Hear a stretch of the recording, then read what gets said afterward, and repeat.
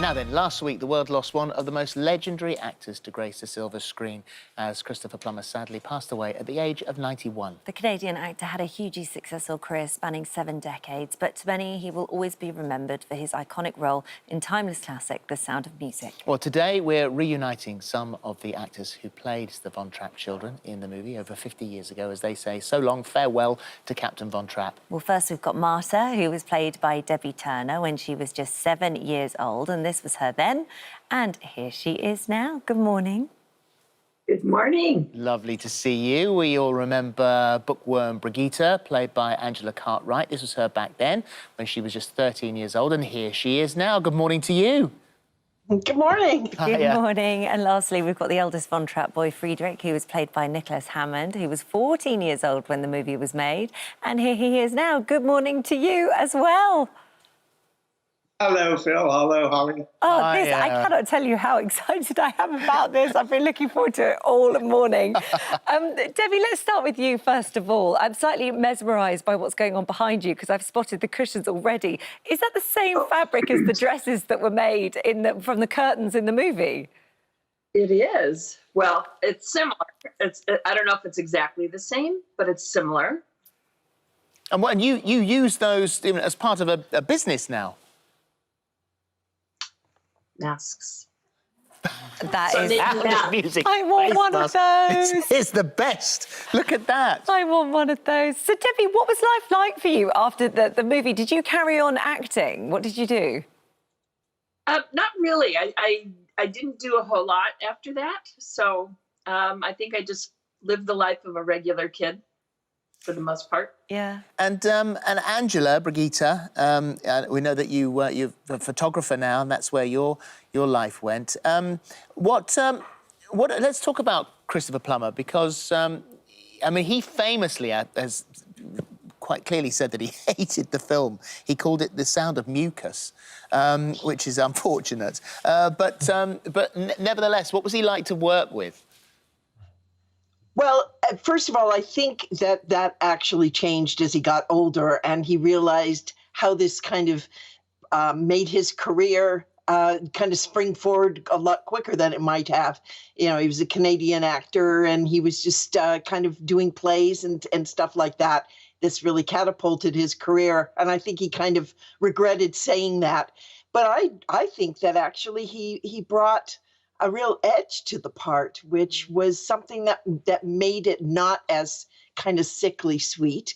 And I loved working with Chris. Very talented guy. Very sorry to lose him at 91, though. What a great long run. Huh? Yeah, absolutely. And Nicholas, I mean, the movie for you was just the start of things really to come, and you know, you caught the acting bug there. And I imagine having somebody like him around and watching how he was as an actor was quite inspiring for you.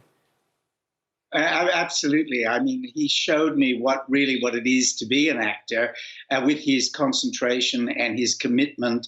And it is true that he was more serious on the set, certainly, than Julie, who was delightful and fun and just full of light and joy for all of us.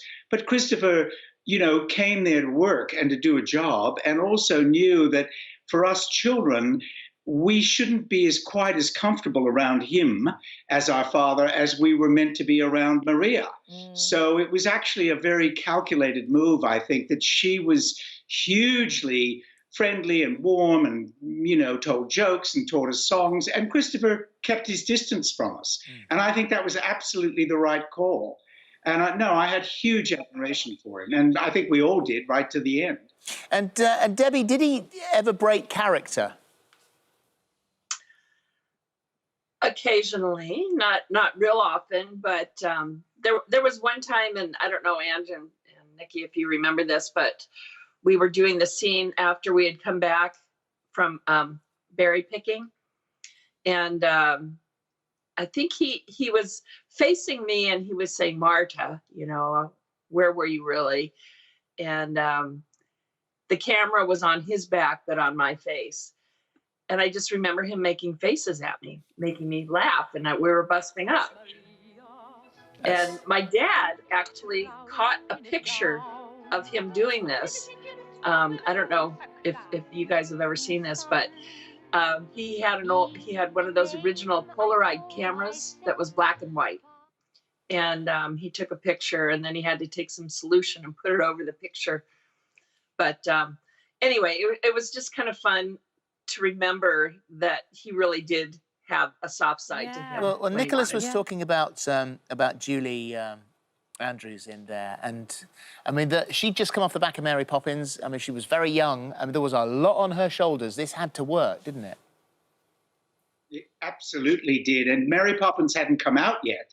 So no one in America knew who she was. I had seen her in My Fair Lady in London, but no one on the crew knew who she was. Most of the people in LA didn't know who she was. And she was 27, and the studio was facing bankruptcy. And if this film had failed, there would be no more 20th Century Fox. And all that was on the shoulders of a 27-year-old girl. And really, when you think of what she did in that film, it's the most astonishing accomplishment. And to this day, I think all of us love her very, very much. Don't we, She was nominated for Mary Poppins while we were in Salzburg. Do you remember that? That's right. When she got nominated for it, yeah. I remember reading the Variety with Heather, and she was there, and she was very excited. That must have been great for her, you know, kind of breaking in. But also for you kids. I mean, Angela is suddenly having this lady that was just incredible to work with, and then suddenly the movie coming out and realising you were now working with Mary Poppins. You must have been wanting her to sing those songs as well. Did she ever do that? Oh, did she teach us the songs from Mary Poppins? Absolutely. Oh. I can still say supercalifragilisticexpialidocious backwards. Oh, really? Yes, docisalliexballisticfragilisticexpialidocious. She'd be very proud of you. She was lovely to be around, and a great energy, and we had such a great time on the whole film. It was just it was a joy from beginning to end. Yeah, you I think we together for a year, weren't you? Was it a year filming? Pretty much. Yeah, well, you know, but we've done publicity and the opening. It was a good 12 months, and we were so lucky. Debbie, I mean, you think about, I don't know how the audition went to get that role, but if you think about the amount of child actors at the time that had heard about that role, that had wanted that position, and it landed on your shoulders, and you were so young, I guess it's only with hindsight that you realise what a huge gig that was at the time. I was 7. I had no idea. Yeah. I really didn't. I just thought, oh, cool, I've got a movie. It was my first movie. And prior to that, I had only done TV commercials. And so it was just, I didn't really understand, I guess, you know, the levity of what it was. But boy, did it ever turn into a wonderful thing. Well, what's really lovely is that you have all stayed together as this family, that you are all friends. And sadly, lost a couple of members. Liesl, who was played by Charmaine Carr, died in 2016. Heather Menzies-Ulrich, who played Louisa, sadly died back in 2017. So a great shame that you've lost two of those, that family. But nevertheless, you do, Nicholas, you still talk, you still are together. All the time. I mean, we communicate either by email or talking like this, or when we get together.